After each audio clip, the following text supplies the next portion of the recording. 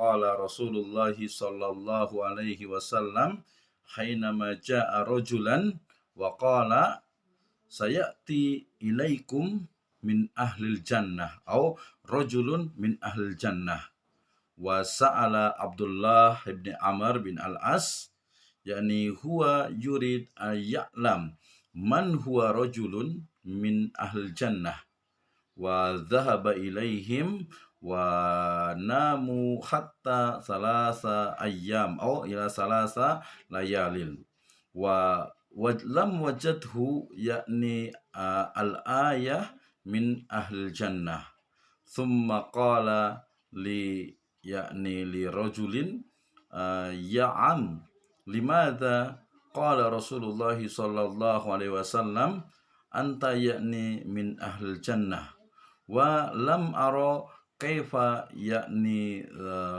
salatukum atau salatuk ya wa aidan ibadatuk malam ara kaifa yakni ibadah atau min a'mal min ahlil jannah wa qala yakni ma fa'altu illa kama fa'alun nas lakin yakni fi qalbi ma indi hasadun ila nas ajmain atau ila nas al-ukhra.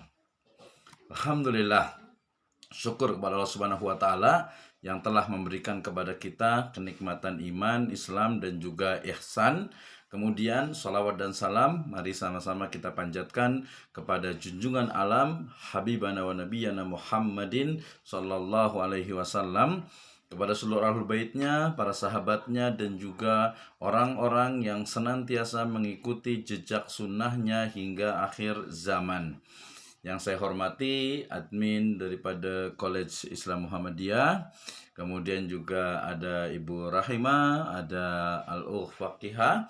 Alhamdulillah kita diberikan oleh Allah Subhanahu wa taala hidayah iman, Islam dan juga ihsan, serta hidayah untuk kembali kita sama-sama kita belajar terkait dengan riset metodologi dalam subjek statistics ya. Actually subjek kita memang statistik atau ilmu statistik, tapi kita pun kena paham macam mana bila kita dah belajar statistik, kemudian kita boleh praktikkan, ya kita boleh laksanakan riset itu. Nah, kenapa kita bicara riset? Ya, kita awali dengan saya menyebutnya dengan the art of Islamic research ya, seni dalam riset Islami, seni dalam penelitian ya berbasis nilai-nilai Islam ya.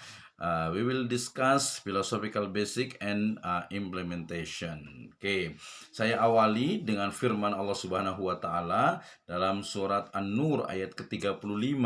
Saya yakin teman-teman semua dah sering baca, dah sering dengar ya bahwasanya Allah Subhanahu wa taala berfirman, Allahu nurus samawati wal ard. Ya, Allah itu adalah pemberi cahaya kepada langit dan bumi. Ya, masalu nurihi kamishkatin fiha misbah.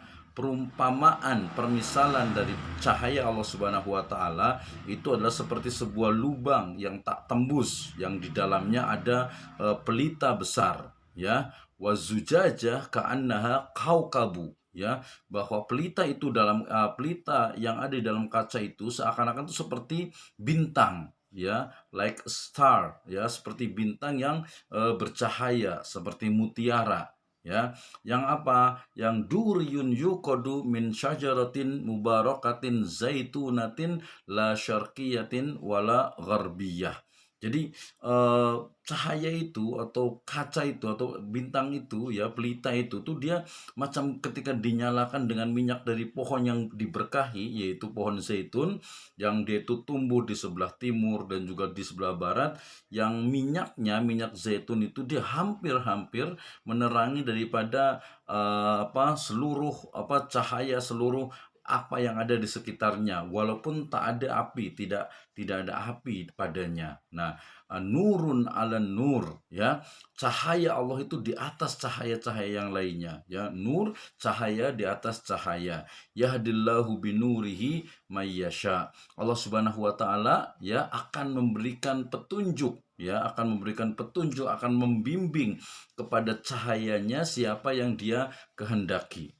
Dan Allah Subhanahu wa taala wa yadribullahul amsala linnasi wallahu bikulli syai'in alim. Dan Allah memperbuat perumpamaan-perumpamaan, permisalan bagi manusia, dan Allah Subhanahu wa taala mengetahui segala sesuatu. Nah, ayat ini sejatinya ya, actually ayat ini, this verse ya, dia cakap pasal macam mana sebuah kebenaran itu diperolehi ya dengan jalan, dengan cara yang benar, ya, dengan metode yang benar. Nah, tujuan utama dari riset, dari penelitian, dari pengkajian itu adalah mencari sebuah kebenaran, ya, dan kebenaran puncak itu adalah hanya pada nurun ala nur, ya, cahaya di atas cahaya, yaitu Allah Subhanahu wa taala.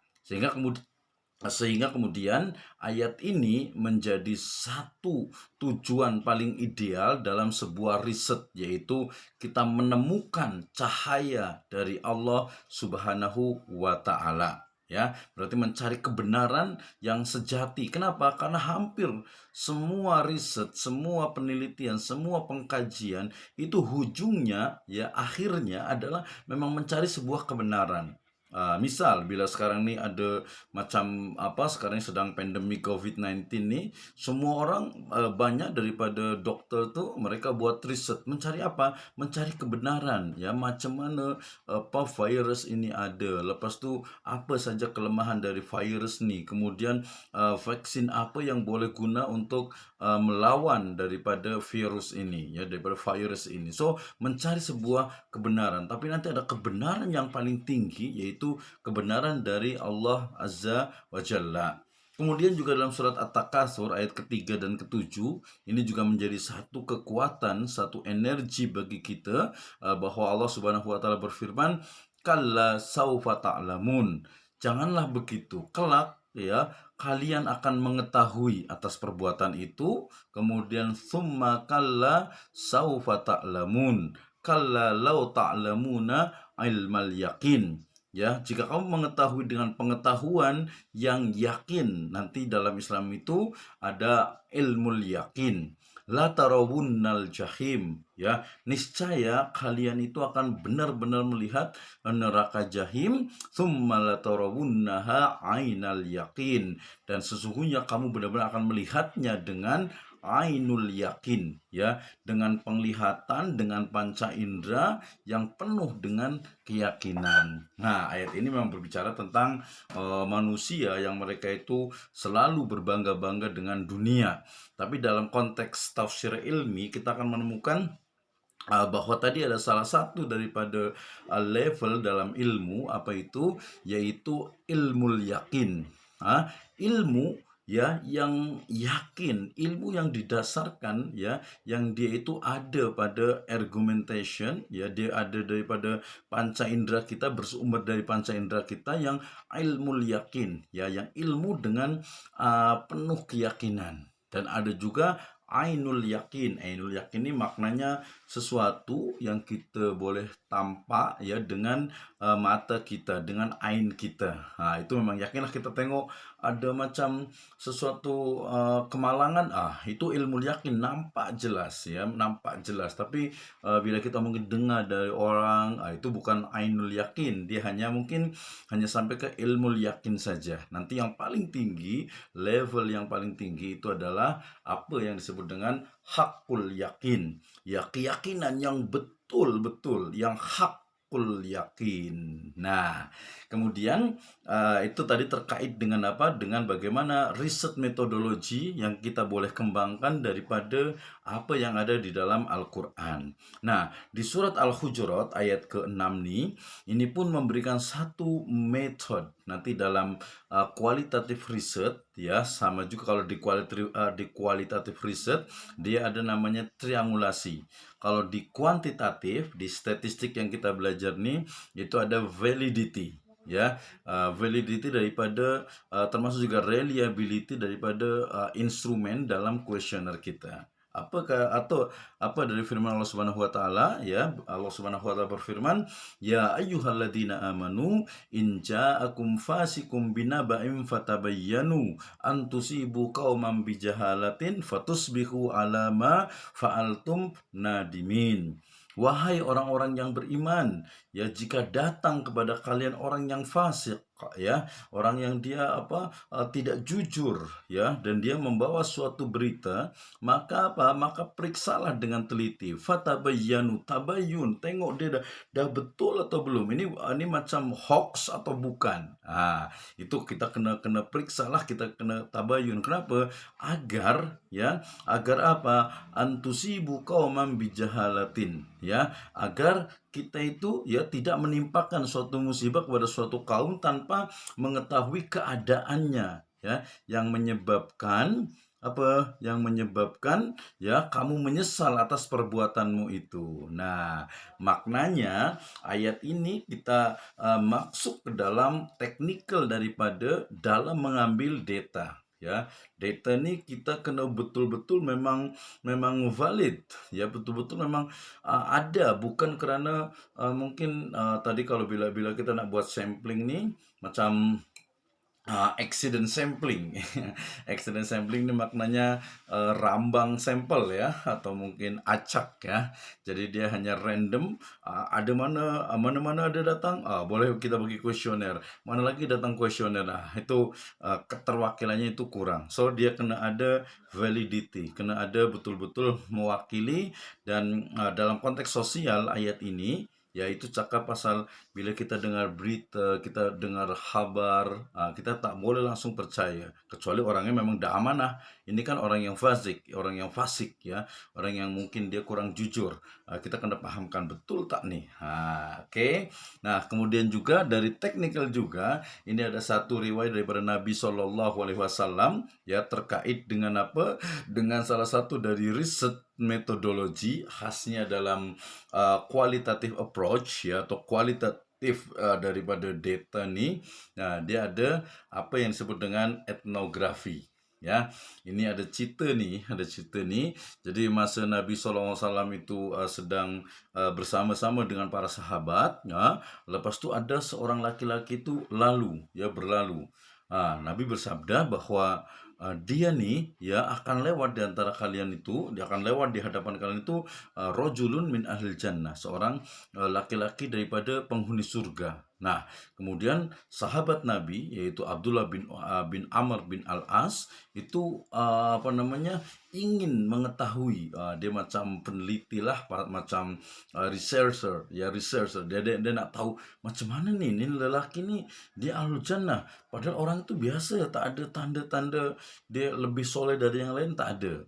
Tapi kemudian kerana dia ingin memastikan, so akhirnya Abdullah bin Amr bin Al-As ini akhirnya datang ke rumah lelaki tersebut, kemudian meminta, ya, untuk menginap di rumahnya selama 3 malam. Nah, selama 3 malam dia tengok lelaki ini biasa saja. Solat okey, lepas tu mungkin saum, berpuasa, kemudian ibadah dan lain sebagainya. Solat malam pun tak nampak sangat, ya, tak nampak sangat. Nah, kemudian observasi ini ternyata tadi tak ada hasilnya. Kenapa? Kerana tak ada nih kekhasan daripada lelaki ini. Tapi kemudian lepas dah 3 hari, itu hak daripada duyuf, ya, hak daripada tetamu. Kemudian Abdullah bin Amr bin As ini berkata kepada lelaki itu, dia cakap, ya am, wahai paman, uncle, actually saya nak tahu sebenarnya, yang sebenar-benarnya, macam mana ni, kenapa Rasulullah SAW itu menyebut paman ni, ya, am ni, uncle ni, sebagai ahlul jannah. Lelaki ini pun menjawab, saya tak tahu pasti. Saya macam yang tuan lihatlah, macam ni saja, ya. Tapi mungkin, ya, mungkin ada satu hal yang memang semasa saya nak every night, ya, seperti setiap malam bila saya nak pergi tidur ni, saya tak ada rasa sikit pun rasa dengki, rasa hasad, rasa mungkin negative thinking kepada orang lain. Nah, kemudian akhirnya Abdullah bin Amr bin Al-As mendapatkan apa jawaban salah satu daripada karakter Ahlul Jannah, salah satu dari karakter daripada penghuni surga itu adalah memang hatinya, kolbuhu, ya, hatinya itu dia memang bersih, tak ada dengki, tak ada syirik, tak ada rasa apa macam negative thinking, ya, hasad kepada orang lain. Nah, dari Al-Quran dan hadis ni kita boleh dapatkan fundamen, asas, dasar daripada riset metodologi dalam Islam. Apalagi nanti kita boleh tengok ayat yang lainnya, misal ayat yarfa'ullahu alladhina amanu minkum walladhina utul ilma darajat, kemudian juga talabul ilmi faridatun ala kulli muslim, dan seterusnya. Itu menunjukkan bagaimana Islam dia sangat menjunjung tinggi daripada para ahli ilmu. So dia mensupport, ya, stimulus daripada muslim ni untuk mendapatkan ilmu. Apa itu ilmu? Ilmu itu adalah terkait dengan pengetahuan yang didapatkan secara ilmiah, ya. Tentu saja nanti yang nilai-nilainya itu bersumber daripada Al-Quran dan As-Sunnah. Baik, terima kasih. Next. Nah, ini yang paling penting sebagai background kenapa subjek topik hari ini sangat penting, ya. Sebelumnya kita bahas tentang statistik. Kenapa? Pertama, ya, pengetahuan daripada atau pengembangan, ya, development of science itu menjadi sebuah keniscayaan. Maknanya banyaknya sekarang kemajuan daripada ICT, ya, information communication technology dan lain sebagainya, itu meniscayakan adanya pengembangan daripada ilmu, ya. Ilmu pengetahuan dia kena ada research and development. Itu pertama. Kedua, penelitian dan pengembangan, ya. Dalam pengembangan adalah metodenya. Maknanya bila ilmu itu diperlukan, so ilmu itu kena digali, kena dibuat, kena dikembangkan. Nah, cara metode untuk mengembangkan ilmu itu adalah dengan apa? Dengan riset. Nah, penguasaan riset metodologi itu menjadi sebuah keniscayaan. Jadi itu harus, ya, bagi pelajar-pelajar, ya, utamanya yang ada di degree, lepas tu nanti ada di master, lepas tu ada di PhD, dia kena faham, ya, macam mana riset metodologi, baik yang kuantitatif data ataupun di kualitatif data, ataupun kalau di level master biasanya dia guna mix method, ya. Ya, jadi gabungan dari dua metode ni, ya. Jadi kualitatif ataupun kuantitatif. Kita boleh tengoklah apa yang nak kita cari. Bila kita cari pasal pengaruh, kita cari pasal effectivity, kita cari pasal mungkin kita nak evaluation daripada program, kita guna statistik lah, kita guna apa, kuantitatif. Tapi bila kita nak tahu pasal macam mana hukum daripada misal daripada hari Jumaat, ya, orang guna handphone pada hari Jumaat pada saat ketika semasa khatib itu sedang berkhutbah Jumaat. Nah, itu guna apa yang ada dalam Islamic research approach atau Islamic approach. Nah, ini pun menjadi hal yang menarik. Okay, so jadi pelajar juga pensyarah pun, lecturer pun, dia ada kewajiban untuk melakukan riset, melakukan penelitian. Nah, kita tengok nanti, ya. Jadi pemahaman yang masih dalam pelaksanaan penelitian. Maknanya ada beberapa pelajar di Singapura, tak adalah saya rasa.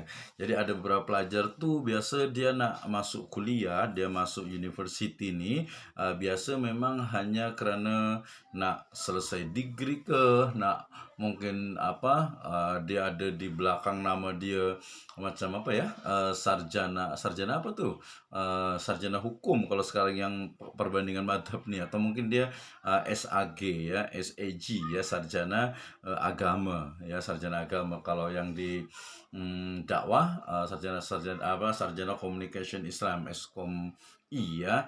Oke, yang di syariah saya rasa SAG atau mungkin sarjana hukum Islam. Nah, Kita nak tahu macam mana kalau semua itu kita gunakan Islamic paradigm in research. How about Islamic paradigm in research?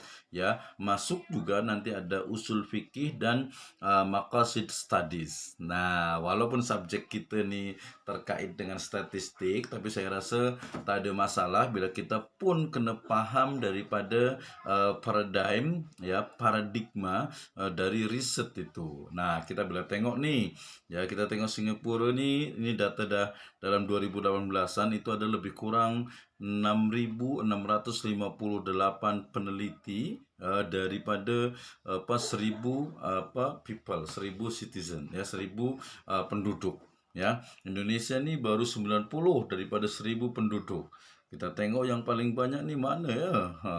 Banyaklah. Singapura tu masuk banyak sangat. Bagus tu penelitiannya. Tapi saya belum pasti apakah macam mana penelitian dalam bidang Islam.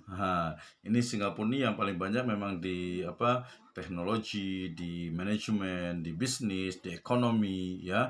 Nah, paling banyak itu. Yang Islamnya macam mana nih? Apakah ada atau tak ada? Tugas kita lah sebagai Muslim untuk boleh belajar memberi contribute untuk riset, ya. Nah, kita tengok juga ada beberapa data terkait dengan riset juga nih, ya. Kita kalau di Indonesia ini baru 6.266 dalam satu tahun. Singapura ini dah sampai 18.000. Malaysia ni dalam 25.000. Tapi bila kita tengok Singapura ni, ya bezalah dengan penduduk dengan masyarakat yang memang sikit, tak banyak. So 18.000 ni dah banyak sangat, ya. Dah banyak sangat. Nah, macam mana ini pun ada jumlah daripada publikasi. Maknanya bila dah buat riset, lepas tu dia kena publish, ya, di jurnal, ya, di jurnal ilmiah. Nah, kita boleh tengok ni yang Indonesia ni dalam merah ni, tengok ada tinggi sikit tapi langsung turun lagi. Ini tak pastilah ini ini kerana memang nak tinggi daripada jumlahnya saja atau mungkin memang dari sisi, tapi maknanya memang masih sikit kemudian turun lagi jauh. Ini kerana pandemi kemarin mungkin, tapi Singapura ni dah dalam 28.000 sampai ke 33.000, ya. Lepas tu ada dalam 24.000. Ini data daripada kementerian di Indonesia lah, ya. Tapi ini saya tak yakin sangat ini boleh lebih daripada ini hanya publikasi bukan risetnya, beza, ya. Kalau riset ni memang dia jumlah daripada riset. Kalau publication itu artikel, ya, dia tulisan, ya, jurnal yang ada di internet. Oke, next. Nah, dari sini kita boleh cakap Muslim ni masih sikit lah. Bila kita nak tengok tu Muslim yang menjadi peneliti tu sangat sikit sekali. Kenapa? Kerana tadi ada yang mereka tu masuk university, ya, belajar di uni ni kerana nak dapat gelar, nak dapat sarjana nak dapat degree, nak dapat master, ya, nak dapat PhD. Itu kena kita perbaikilah. Jadi sikit sangat. Nah, dari yang sikit tu kita tengok ni ada yang mereka tu kita sebut liberalism. Ya, liberalism ni dia kebebasan berekspresi, macam dia taklid lah, dia hanya ikut sahaja daripada teori-teori yang dah ada, yang lama ada, ya, utamanya dari western. Kita tak anti daripada western, tapi macam kalau liberalism ni tak sesuai lah dengan Islam. Maknanya Islam ni kena betul-betul faham, kena betul-betul ikutlah petunjuk daripada Al-Quran dan juga hadis. Nah, ada juga yang selain liberalism ni ada yang secularism, ya. Secularism saya rasa dah faham, ya. Dah faham macam mana ini terjadi. Ini kita boleh discuss. Kemudian ada syncretism pun, ada pluralism, dan juga ada akulturasi daripada akidah. Nah, ada juga yang saya cakap nih sebutannya ini apa? Pragmatism. Ya, pragmatis. Kenapa? Karena dia buat riset nih, ya tadi karena hanya nak selesai dia punya skripsi, selesai dia punya tesis di master, lepas itu selesai di apa tesis di PhD, ilmu dia tak dapat lah. Wallah alam. Mungkin pahala pun bila hanya tujuannya hanya dunia saja, itu mungkin pun tak dapat ya. Seperti dikatakan oleh Al-Alamah Syekh Muhammad bin Shalih Al-Utsaimin, ya, beliau mengatakan bahwa seseorang, ya, siapa sahaja muslim yang dia itu belajar kemudian dia hanya nak dapat sertifikat, nak dapat ijazah, nak dapat syahadah, nak dapat mungkin tauliyah apa, maka boleh disebut sebagai syirik. Kenapa? Karena tidak, atau kenapa? Karena dia menuntut ilmu, dia belajar tuh karena dunia, bukan karena ikhlas lillahi azza wa jalla atau lillahi ta'ala. Itu saya baca daripada buku Dr. Saifuddin Amin di tentang Syekh Muhammad bin Shalih Al Utsaimin. Jadi kita kena belajar, dalam belajar ini kita kena ikhlas lah. Kita pun membuat macam menyelesaikan, membuat tesis, membuat apa ya skripsi ini kita betul-betul jangan hanya karena dah selesai, wah saya dah selesai. Untuk awal tuh mungkin boleh, tapi untuk selanjutnya itu tak boleh lah, itu merusak daripada niat kita. Ya, niat kita adalah belajar.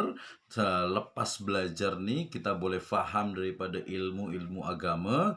Lepas faham ilmu agama, kemudian kita boleh praktekkan ya di masyarakat, dipraktekkan untuk diri kita, untuk family kita, untuk jiran kita, untuk masyarakat kita. Dah oke, settle. Lepas tu baru ada kewajiban dakwah untuk menyampaikan ya kepada orang lain, ke keluarga kita lagi, ke jiran kita mungkin, kemudian juga ke orang lain, ke masyarakat. Nah, itu bagian dari hakul ilm, hak daripada ilmu. Oke ya. Nah, ini apa kesimpulan salah satunya yaitu dicari.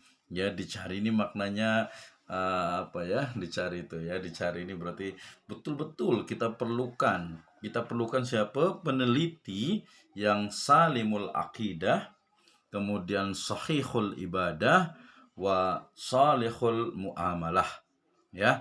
Jadi kita cari nih peneliti yang muslim, yang dia tuh salimul akidah. Maknanya akidah dia, tauhid dia itu betul, bukan akidah-akidah yang merusak atau akidah-akidah yang tak sesuai dengan Islam. Ya, kedua nih sahihul ibadah, yang ibadahnya pun itu betul, bukan ibadah-ibadah yang tak ada dicontohkan daripada Nabi.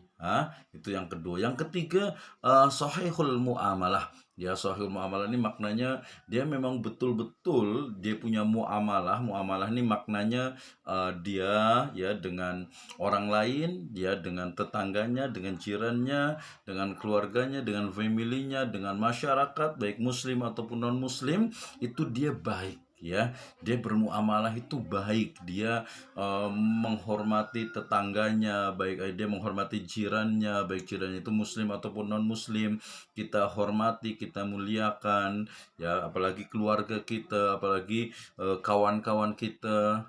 Itu sahihul muamalah. Nah, kenapa? Karena bila dah macam tu, kita boleh mencari satu riset yang memang memberikan kepada pemahaman, ya, solution kepada masyarakat kita. Oke, next berikutnya. Nah, ini adalah apa yang disebut dengan paradigm. Saya ambil daripada Profesor Dr. Ahimsa Putra. Ini saya pernah belajar ke beliau terkait dengan riset metodologi. Ya, pertama nih, bila kita nak buat riset, ya, kita sekarang nih cakap pasal riset, ya, cakap pasal macam mana kita boleh mengkaji, ya, mengkaji terkait dengan berbagai-bagai ilmu, ya, berbagai ilmu. Saya bagi sampel di sini ada social science, ya. Biasa kalau ilmu agama ni memang masuk ke social science kalau di western tuh, ya. Masuk ke social science. Oke. Nah, bila kita nak buat riset terkait dengan social science, ya, kita boleh tengok pertama nih daripada asumsi. ya, basic assumption. Ya, basic assumption ni biasa dia akan bersama-sama dengan the values, nilai-nilai yang ada pada seseorang. So, tadi kalau dia itu Muslim, ya pasti dia akan apa? Melakukan riset yang membawa, yang menguatkan daripada keyakinannya. Nah, tetapi kalau tadi macam macam liberal ke, macam syncretism ke, macam tadi mungkin pragmatism, so dia akan muncul, oke lah dah saya nak buat ini, yang penting dah selesai jadi, saya dah lepas jadi skripsi tesis nih, saya dah tak perlu pikirkan lagi, saya nak happy, nak enjoy, tak perlu pikirkan kuliah lagi. Itu salah ya, tak macam itu, karena belajar nih di university nih tujuannya adalah supaya dia boleh berfikir, dia boleh faham daripada cara dia berfikir, di world view dia, di mindset dia terkait dengan ilmu pengetahuan. So dia bisa boleh menyelesaikan berbagai masalah, berbagai dugaan dengan dengan logik, dengan Islamik gitu ya. Oke. Nah, di sini bila kita membuat sebuah riset, mesti memang basic assumption nih dengan juga values nih dia ada dan terbentuk dalam sebuah model. Model ini maknanya satu satu kita boleh cakap model ini adalah satu keyakinan yang nantinya dia akan membentuk kepada penelitian setelahnya. Nah, ya, bila kita nak tengok di sini ada apa nih? Masalah yang diteliti, ya. Macam kemarin, karena kita itu Muslim, ya, so kita nak buat, ada tak correlation ya antara orang yang dia itu sholat dengan kedisiplinan, atau mungkin dia yang membaca Al-Quran kemudian dia disiplin dalam sholatnya. Ini kenapa? Ya, kerana ada basic assumption dan juga values yang ada yang membentuk model ini, sehingga kemudian ini menjadi satu masalah. Bagi orang lain, bagi non-muslim tak ada masalah. Ya, nak solat, nak tak solat pun tak ada masalah. Tapi buat kita ada masalah. Macam mana ya solat ni dia boleh betul-betul tanha anil fakhsya'i wal munkar misalnya. Ya, atau mungkin tadi masa orang dia boleh membaca Al-Quran, dia pandai membaca Al-Quran, mungkin tajwidnya, mungkin dia paham tafsirnya, ada pengaruhnya tak terhadap pada kedisiplinan dia dalam sholat, khasnya misal sholatnya itu di awal waktu, atau mungkin sholatnya itu di masjid. Nah, ini ada masalah. Nah, bila masalah-masalah ini kemudian kita boleh tengok, kita boleh tinjau ya, maknanya kita boleh lihat daripada konsep ya. Konsep ini dia macam teori tapi di bawahnya teori. Nah, bila dah ada konsep-konsep ni, kemudian kita boleh guna apa nih riset metodologi yang sesuai. Jadi metode penelitian apa yang sesuai dengan masalah yang diteliti. Ya, kita boleh guna statistik, kita boleh guna etnografi, kita boleh guna research evaluation, kita boleh guna effectivity daripada satu program, satu kegiatan, satu activity. Nah, lepas tu baru kita guna metode penelitian. Nah, dalam metode penelitian ini, dalam riset metodologi ini, dia selalu ada metode cara dalam menganalisis ya. Jadi ada yang disebut dengan analysis method ya, metode analisis. Nah, metode analisis dia akan guna untuk masalah yang diteliti, kemudian nanti muncullah hasil dari analisis ini, nanti yang disebut dengan teori ya, dengan teori.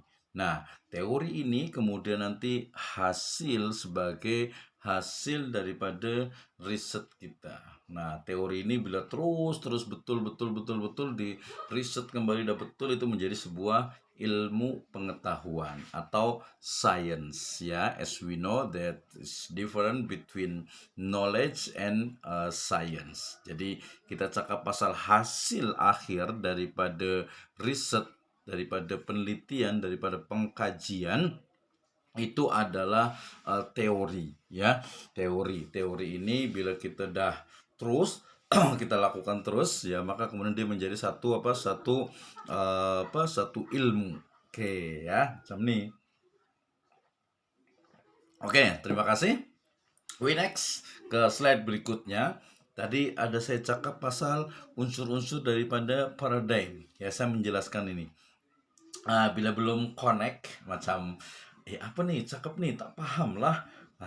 Saya cakap pasal macam mana ya paradigm ni kalau di Indonesia paradigma ya, macam mana paradigm ni ini menjadi satu tool alat ya dalam sebuah penelitian, dalam sebuah riset.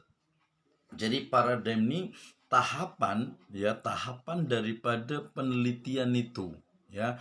Awal dari mulai basic assumption, lepas tu ada values, ada model, ada objek daripada penelitian kita, lepas tu ada konsep-konsep yang kita gunakan ya, teori-teori yang kita gunakan, kemudian ada metode penelitian yang digunakan, research methodology, kemudian ada analisis daripada metode menganalisisnya, how to analyze data ya, kemudian ada hasil analisisnya.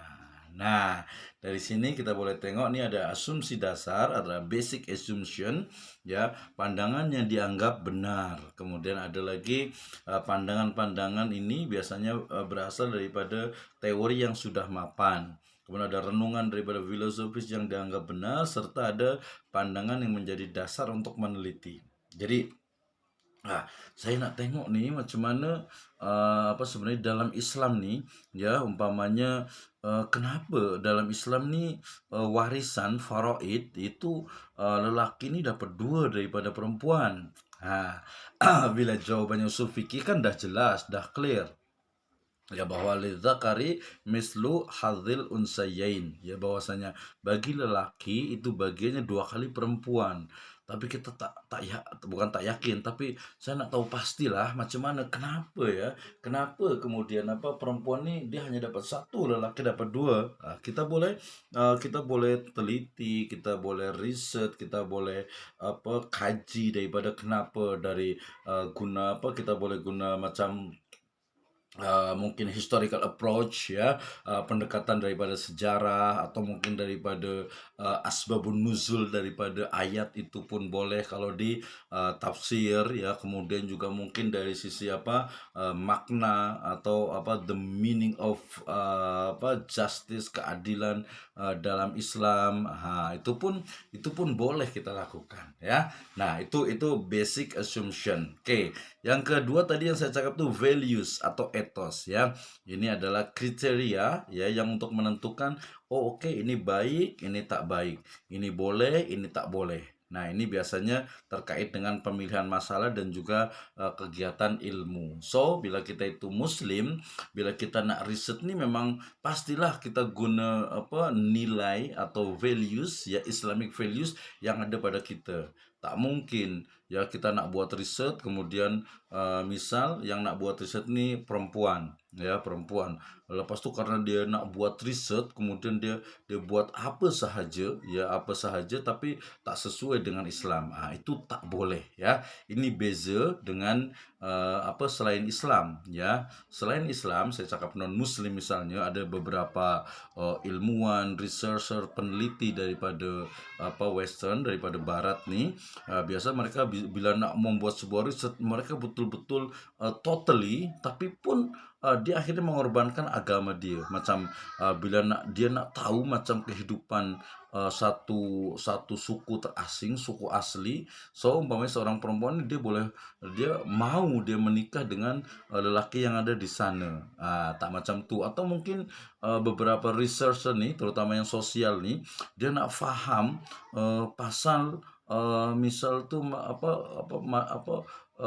perempuan-perempuan yang tak baik tuh, ya perempuan-perempuan yang tak baik tuh, yang malam-malam di bar dan sebagainya. So dia buat riset, dia di sana cakap-cakap dengan mereka.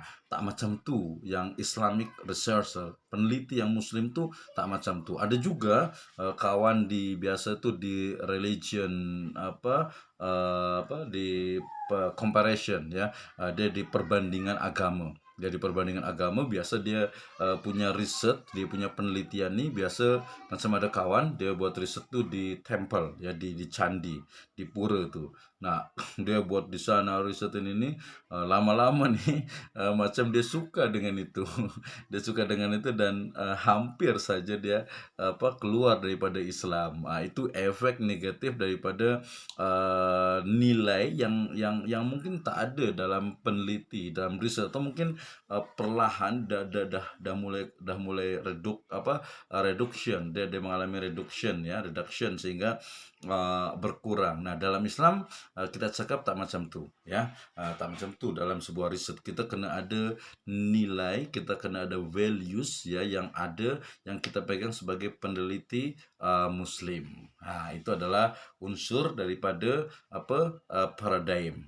Oke, next. Yang berikutnya, setelah kita paham daripada unsur ini maknanya elemen daripada paradigm ya, elemen daripada paradigm. Oke, berikutnya ya, bila kita cakap pasal penelitian nih, pasal riset nih, kita pun kena paham ya. Kita kemarin udah belajar pasal statistik ya, walaupun tak banyak sangat, tapi kita paham statistik nih dia guna untuk mencari satu kebenaran. Tetapi kita tahu, kita faham bahwa kebenaran yang ada dalam statistik ini dia memang macam dibatasi, dia macam terhad pada variabel-variabel yang mereka gunakan ya. So jadi dia bukan kebenaran sempurna macam kemarin kedisiplinan sholat nih atau mungkin tadi membaca Al-Quran, kepandaian dalam membaca Al-Quran dia berpengaruh terhadap disiplin dalam sholat. Tetapi kita faham bahwa disiplin dalam sholat tuh dia bukan hanya karena dia boleh membaca Al-Quran, tapi ada banyak hal lain yang dia boleh lakukan yang dia ada dalam penelitian tuh ya. So berarti ini berbeza lah ya. Jadi betul-betul tak hanya satu paradigm. So nanti statistik dia guna apa yang disebut dengan positivistic ya, positivistic paradigm ya. Dan ini sebenarnya dah lama tak banyak orang-orang para saintis di sosial itu tak guna ini lagi. Nah, ini apa tadi yang saya sebut dengan apa yang tadi saya cakap dengan model yaitu analogi ya, perumpamaan, kemudian masalah yang diteliti maknanya ini adalah academic problem ya, penelitian. Masalah ini boleh berupa pertanyaan ya, we can answer, kemudian juga ada hipotesa ya untuk dibuktikan kalau yang tadi yang statistik, kemudian perumusan masalah atau hipotesa yang penting, yang sangat penting ini pun kita perlukan, kemudian juga menentukan konsep yang dipakai, menentukan daripada metode atau penelitian dan juga nanti hasil daripada riset kita. Nah, konsep ini maknanya adalah batasan dari apa yang nak kita buat riset ya. Istilahnya ini istilah dengan makna tertentu, konsep tertentu. Tadi bila saya nak riset pasal disiplin sholat, sholat itu ya satu ibadah yang diawali dengan takbir, kemudian diakhiri dengan salam. Disiplin, apa makna disiplin? Disiplin ini maknanya boleh dia ada instrumen, ada variabel. Disiplin ini maknanya dia boleh misal tuh sholat tepat waktu, di awal waktu, kemudian dia khusyuk, kemudian dia memang menyiapkan betul-betul masa dia nak sholat, dia guna sarung, dia guna kain tuh, atau mungkin kalau yang perempuan tuh guna telekung itu salah satu dari tanda-tanda the sign ya daripada kedisiplinan. Nah, konsep nih kalau dalam statistik atau dalam kuantitatif nih dia betul-betul kena clear ya, dia kena kena jelas ya, kena betul-betul bisa dipahami ya, sehingga nanti ada batasannya. Oke, dah kemudian tadi ada apa method of research atau research methodology, kemudian juga ada method of analyze ya, macam mana kita boleh menganalisisnya. Nah, ada hasil daripada riset itu nanti namanya adalah teori. Teori ini pernyataan mengenai sesuatu yang terbukti kebenarannya. Tadi bila kita cakap ternyata ada pengaruhnya, oke, itu menjadi sebuah teori. Tapi tak cukup hanya satu, kena ada yang lain. Ya, kena ada yang lain, yang something yang mungkin boleh mempengaruhi daripada kedisiplinan daripada orang yang sholat. Misal family education, pendidikan yang ada dalam keluarga. Macam bila bapak nih atau ibu bapak nih selalu menyuruh anaknya itu sholat, maka bila dah besar dia akan dia selalu disiplin sholatnya. Itu pun ada pasti. Jadi pengaruh pendidikan agama di keluarga, di rumah terhadap kedisiplinan sholat ya, kedisiplinan sholat daripada pelajar. Nah, nanti hasilnya itu nanti bisa boleh berbuat kebenaran dari sifatnya itu logis dan juga empiris ya, pada hal yang sifatnya agama dia memang valid, dia ada buktinya, ada dalilnya, ada ayat Al-Qur'annya, ada hadisnya, ada ijma, ada metode fikihnya. Nah, ada yang last representasi, yaitu penyajian dalam bentuk paparan. Ini biasa bila kita dah selesai, hasilnya adalah ini. Ya, nanti boleh dalam bentuk skripsi, tesis ataupun tesis PhD. Next, kita dah 45 menit, tapi ini yang paling penting ya. Saya nak Pak cakap pasal riset paradigma penelitian. Kenapa paradigma penelitian? Saya ambil daripada, nanti boleh tengok di Kamus Dewan ya, di Singapura ni. Paradigm ni adalah daftar contoh perubahan tasrif dan pembentukan kata. Tapi ini dia etimologi lah secara bahasa. Nah, secara istilah paradigma itu adalah cara pandang, suatu cara pandang, boleh cakap world view ya, untuk memahami kompleksitas dunia nyata.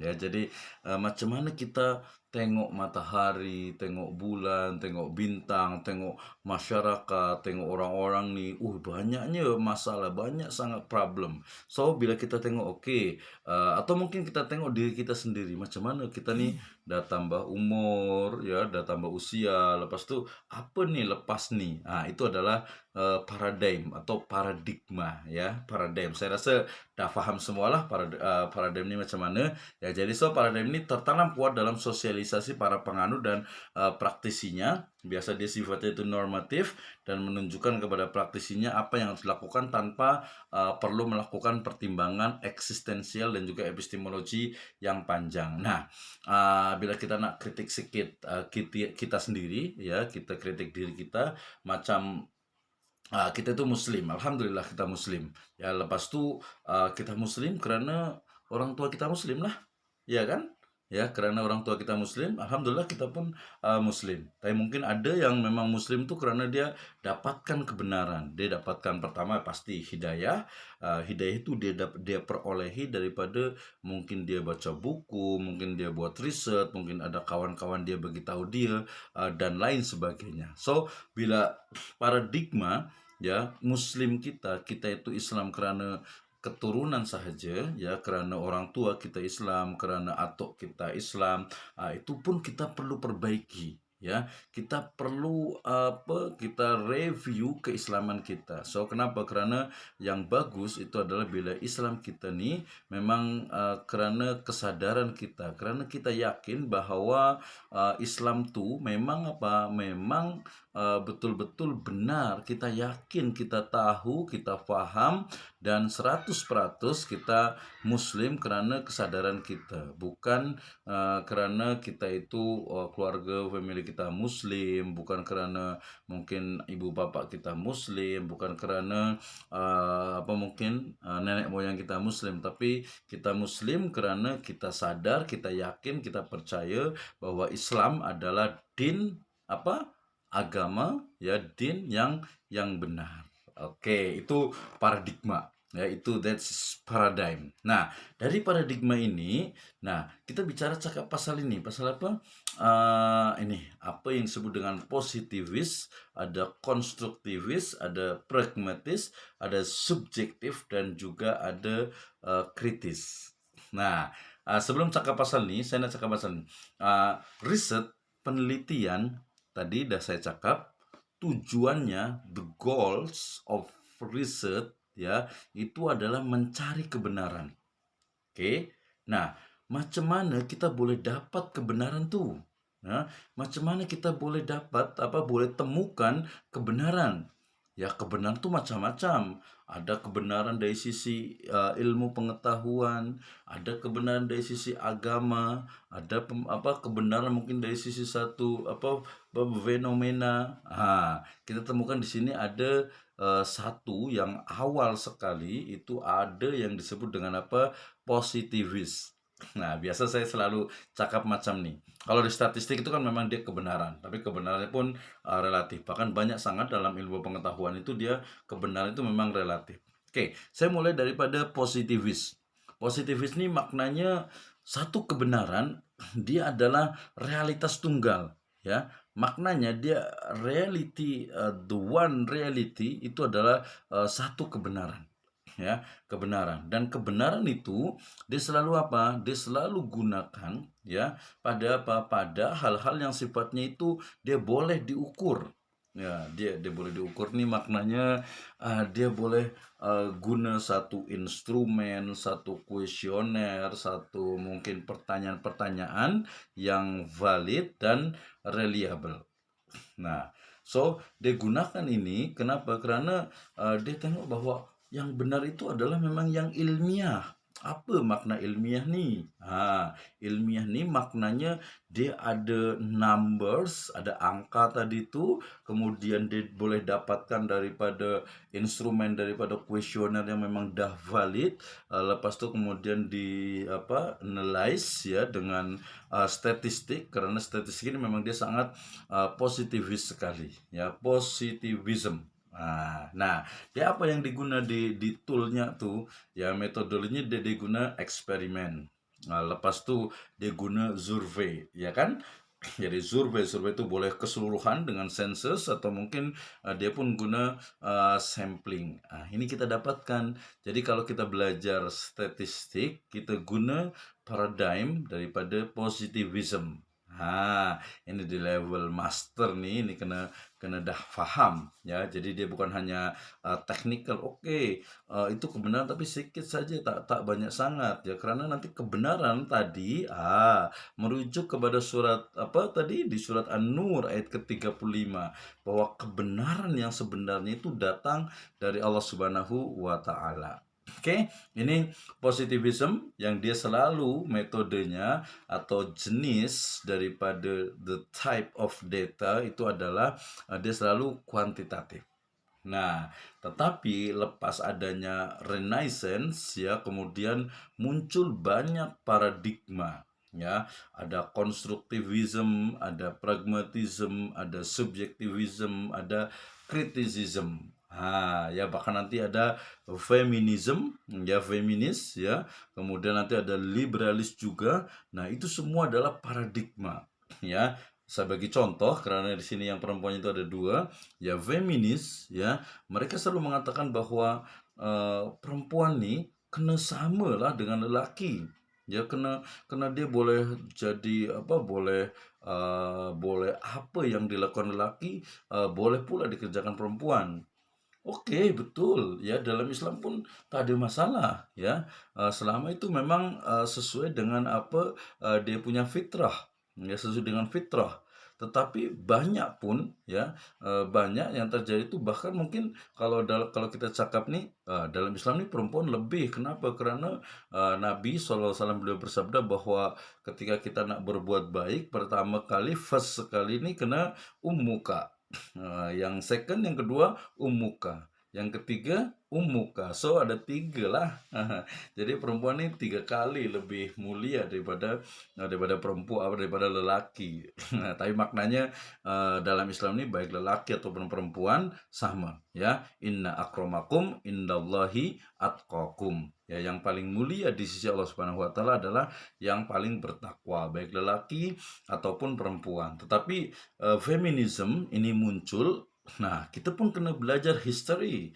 Ya, kita belajar daripada sejarah kenapa feminisme ini muncul.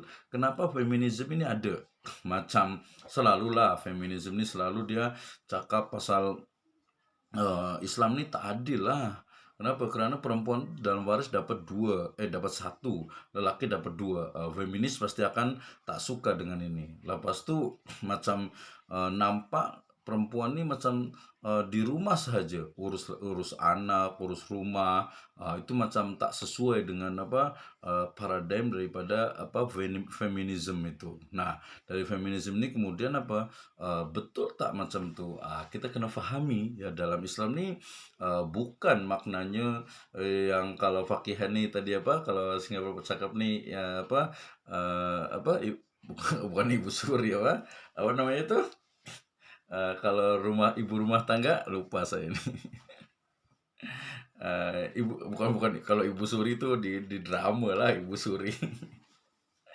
Ya, maknanya adalah kalau saya cakap adalah ibu rumah tangga lah. Nah, ibu rumah tangga. So, dalam Islam tuh ibu rumah tangga dia sangat mulia, ya, sangat mulia. Kenapa? Karena dia mendidik anak, dia urus suami, dia urus memang macam itulah. Bila dia tak ada lagi tanggungan, ya boleh dia beraktiviti di luar pun tak ada masalah. Tapi nanti bila tak ada yang urus anak di rumah, apalagi nanti kalau anak itu yang urus tuh adalah macam pembantu khadimah, itu tak bagus lah. Jangan sampai anak kita nih yang urus nih khadimah. Ya, mohon maaf, mungkin khadimah ini mungkin dari sisi educationnya kurang, mungkin dari sisi agamanya kurang, ya anak kita lah yang urus, kita lah yang didik, kita yang asuh. Macam tuh ya. Itu tadi daripada feminisme masuk ke dalam positivism ya. Bila konstruktivisme ini dia cakap tuh tidak ada reality yang tunggal. Maknanya kebenaran ini dia banyak ya. Kebenarannya tak hanya satu. Macam gini, ini kita cakap pasal riset. Jadi pada masa lalu, masa Dutchland ya, masa orang-orang Belanda datang ke Indonesia. Nah, masa orang Belanda datang ke Indonesia nih, atau mungkin orang British lah, samalah ya, orang Europe nih datang ke Indonesia. Lepas tu dia tengok nih di dekat sungai nih ya, ada perempuan, dia sedang dia sedang pegang kain ya, kain nih ya, kemudian dia bantingkan kain tuh, dia pukul satu batu nih dengan kain itu. Nah, orang Europe nih dia cakap, amazing ya, menakjubkan. Kenapa? Oh, ini perempuan ini kuat sangat lah. Dia nak hancurkan, nak belah batu nih dengan kain dia. Itu kerana dia tengoknya itu hanya nampak daripada fenomena yang ada ya, fenomena yang ada tuh. Jadi nampak dia tu perempuan tu seolah tu nak belah, nak hancurkan daripada batu dengan kain. Padahal bila kita tengok dengan gunakan etnografi ya, daripada makna yang mendalam daripada apa yang kita tengok tu tak sepenuhnya benar. Nah, saya selalu cakap macam ni. Bila kita tengok laut nih ya, lautan nih, ocean nih, dia warnanya apa? Dia punya color tuh apa? Oke, warna nampak nih kalau dari kejauhan nih, warna daripada ocean nih adalah blue, ya, warna biru, ya, blue. Nah, tapi bila kita dah datang nih, kita tengok air kita nih, kita ambil tangan air itu dengan tangan kita, tak ada lah, ini tak ada color. Ya, dia warnanya dia tak ada color lah, dia clear, bening. Kita cakap bening ya, clear tuh. Okey, ada satu teori mengatakan warna biru ya, blue daripada laut tu, daripada ocean ni, dia kerana ada pantulan daripada langit. So kita bila tengok langit ni dia memang biru lah ya, langit itu nampak biru, ya blue tuh, ya blue. Nah, tapi bila kita naik flight, kita naik ke atas tengok, tak ada lah warna blue nih. Ya warna biru nih tak ada lagi, kemana nih? So berarti birunya lautan dengan birunya langit itu bukan kebenaran yang nyata, bukan sebenarnya. Ya bukan sebenarnya. Kenapa ada warna biru? Ya, ini kena ada konstruktivism ya. Kenapa? Karena reality itu diinterpretasi melalui makna dari suatu peristiwa atau activity ya, satu activity. Dan dia boleh guna teori tentang interpretivism ya, interpretatif ya. Maknanya orang Singapura mungkin dia akan bila tengok sesuatu akan berbeza dengan orang Indonesia, orang Malaysia pun sama, apalagi orang Europe ya, orang lain lah New Zealand dan sebagainya itu akan berbeza. Ya macam awal nih bila saya tengok masa saya buat riset PhD saya di West Java nih, saya tengok ada satu perempuan dia bawa anak tuh, dia dukung dia dukung, dia gendong nih, dia dukung anak dia dua, satu di depan, lepas tuh satu di belakang. Di pagi-pagi jam 5 pagi dia berangkat ke mana? Ke kebun. Ya, berangkat ke kebun, lepas tuh di kebun tuh anaknya tuh dilepas di satu rumah kecil. Kemudian dia itu bekerja. Dia bersihkan kebun. Kebunnya bukan ke kebun biasa tapi kebun yang hutan lah macam tuh. Saya tengok macam ini kasihan sekali perempuan nih. Dia bawa anak lepas tuh kerja. Kemana suaminya nih? Itu kenapa? Karena saya hanya nampak itu saja. Tapi bila saya tanya lagi, kenapa ibu macam ini? Saya happy dengan ini. Saya senang dengan aktiviti saya. Ya, apalagi dia cakap nih, dia nak tanam padi. Nah, dia cakap tuh karena dia bukan muslim lah, bukan muslimah. Dia tanam padi. Kalau tanam padi nih, dia akan buat dia bahagia, dia happy. Lepas tuh ini bagian dari agama dia. Itu fenomena yang nampak tuh macam kita itu prihatin dengan mereka, tapi sebenarnya mereka itu biasa saja. Mereka bahkan mereka happy, mereka itu senang. Nah, itu sesuatu yang kita nampak oleh mata kita nih macam berbeza dengan apa yang orang lakukan, apa yang orang yang pelaku tuh dia melakukannya. Ini sangat banyak sekali ya. Sama ini macam bila kita macam orang non muslim ya, orang non muslim nih bila tengok mungkin mereka yang tak faham lah dengan Islam ya, orang non muslim nih bila tengok orang Islam muslimah, ini perempuan kenapa lah kepala dia tutup, rambut dia ditutup tak boleh nampak. Dia karena dia tak paham ya, dia tak paham kan. Biarlah rambutnya terbuka supaya nampak cantik, nampak kelihatan ya cantik, kelihatan rambutnya. Dia punya paradigma itu berbeza ya, berbeza. Padahal kita muslim jelas bahwasanya seorang muslimah itu ya dia wajib pakai hijab ya, walaupun kalau di Indonesia masih adalah beberapa yang tak guna hijab ya walaupun dia muslimah. Tapi tadi orang non muslim bila tengok orang seorang muslimah pakai hijab, dia aneh. Kenapa lah aneh orang? Dia tak boleh, dia pakaiannya mesti panjang, lepas tuh dia kena bagus, jangan guna seluar macam lelaki. Dia kena mungkin bajunya panjang ya, menutup, bahkan dia guna kasut ya, pakai kaos kaki itu karena paradigma itu berbeza. Jadi dia guna fenomenologi ini, dia berbeza. Nah, jadi banyak sangat dalam mencari satu kebenaran nih banyak cara. So ada orang katakan banyak jalan menuju Roma. Jadi mencari kebenaran itu memang banyak caranya. Makanya dia ada feminisme yang tadi saya cakap, ada hermeneutik. Nah, kalau hermeneutik nih memang dia riset atau dia riset metode yang awalnya memang untuk dia membuktikan daripada kebenaran Bible ya. Nah, ada beberapa yang digunakan untuk Al-Qur'an. Jadi betul tak Al-Qur'an nih memang datang dari Allah Subhanahu wa taala.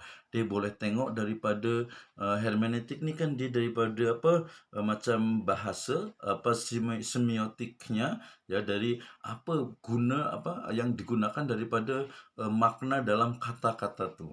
Ya, macam ada huwallahul ladzi la ilaha illa huwa. Ya, kenapa Allah Subhanahu wa taala itu menyebut kata huwa? Dia huwa itu adalah dia, dia lelaki. Bila kita tak paham, hanya kita guna hermeneutik saja, akan cakap bahwa oh huwallah, Allah itu lelaki. Padahal tak boleh ya. Laisa kamitslihi syai'un wa huwas samiul basir.